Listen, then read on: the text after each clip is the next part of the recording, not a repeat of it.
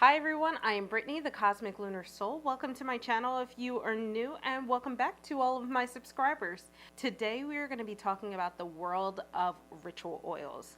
So if you don't know what ritual oils are, you're in the right place. Today we're going to be talking about four things. So we're going to obviously go over what ritual oils are. We're going to talk about oils in society and in magic, and then we're also going to talk about how to use ritual oils in your spells, and then at the end we'll talk about how to make ritual oils. So let's get started.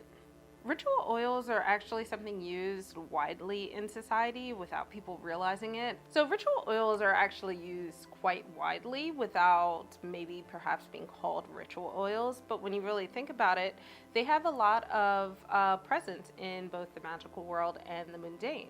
You might be wondering, what is a ritual oil? Well, ritual oil, just at its most simplest form, is an oil that is infused with intention.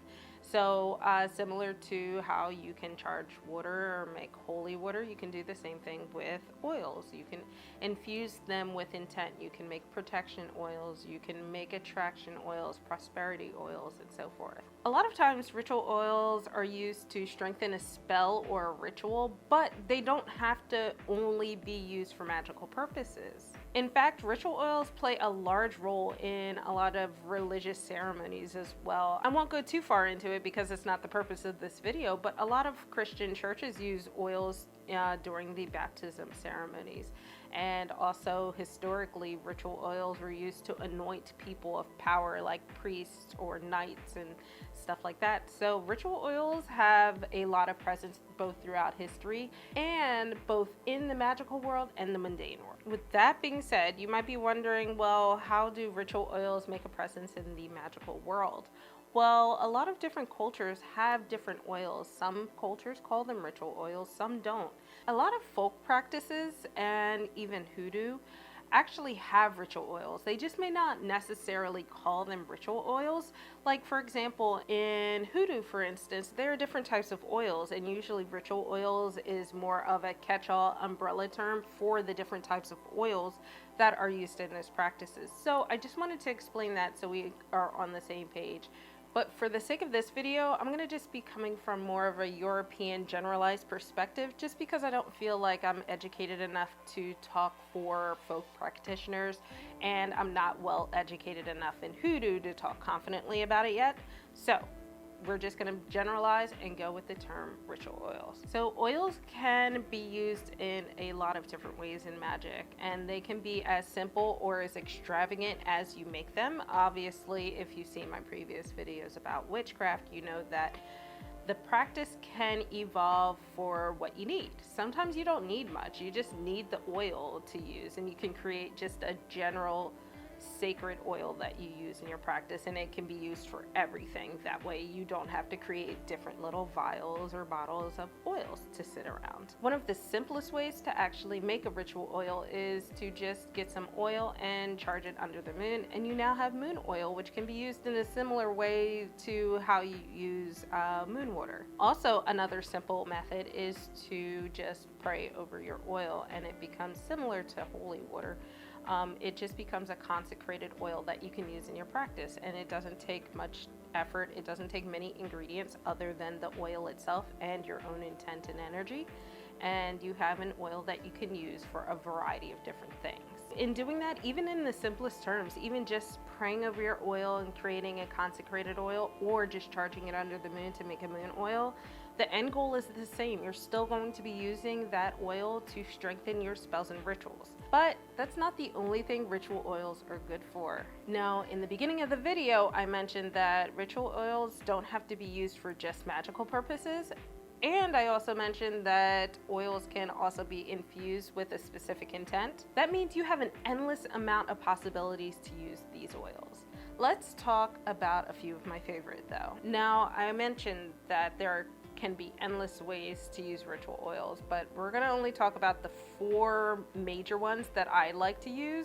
So if you have any that I don't mention and that are your favorite, comment below and let me know, because I love hearing you guys' ideas, and it gives me ideas for my own practice. So method one, Anointing candles. This is the most popular, common way to use ritual oils.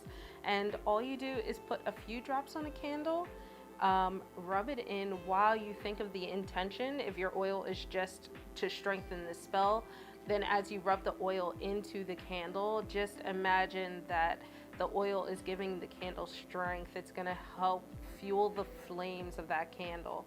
If you're using an intention, like for instance using a protection oil, then as you are adding a few drops of the oil to the candle, just imagine that you are infusing that candle with protective energies that it is then going to expel out as it burns down. And just imagine that protection spreading throughout either yourself, your home, other people, what it is you're truly doing this spell for. Some of my favorite ways to use this are in ritual baths or ritual showers. You can add a few drops to this in your tub or at the bottom of your shower, and it creates like a little spa.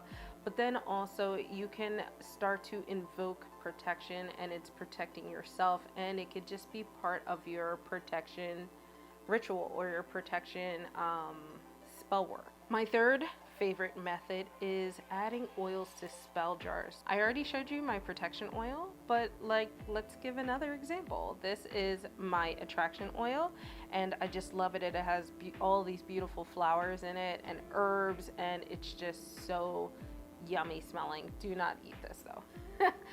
But I love adding these to spell jars, and I especially love using these in baths, and it's great for glamour magic. So if you are working on a glamour spell, or you want to do a confidence spell where you kind of want to feel beautiful inside and out, then this is a great oil for that. And adding oils in spell jars is my number one recommendation when using spell jars. If you're going to add any liquid into a spell jar, make sure that it's an oil, because if you add water to your spell jar, it will rot. If it hasn't happened to you yet, you're lucky. So just my little tip for you guys, if you're working with spell jars and you want to add a liquid in, infuse some oils and add some oils in. Now you might be wondering what my fourth tip is. Well, I showed you my attraction jar. I love doing self-massages. Self-massages are not inherently magical. They are more of a self-care than they are a magical ritual or anything like that. But honestly, you can make any habit a ritual, and you can make any ritual magical.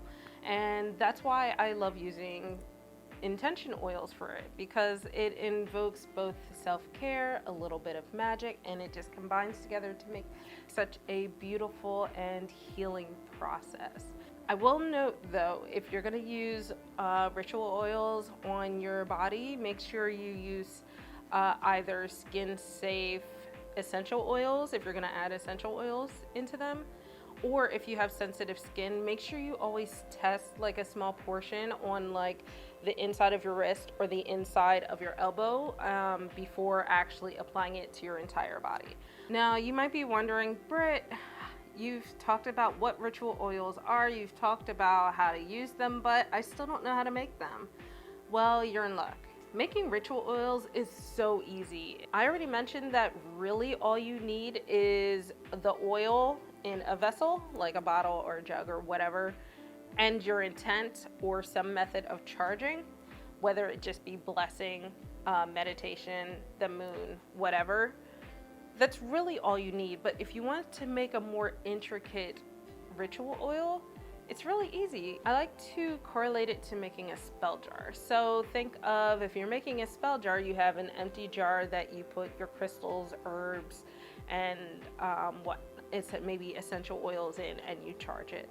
The only difference is once you put all of that in there, you put some oil on top and you have your ritual oil. It's not very hard. In fact, that's why I'm going to be doing a series of ritual oils to share with you guys my favorite recipes. If you'd like to see how a ritual oil is made, check out my anti-anxiety oil video. It's the first video of my ritual oil series, so make sure you subscribe so you don't miss out on future recipes. Bye guys.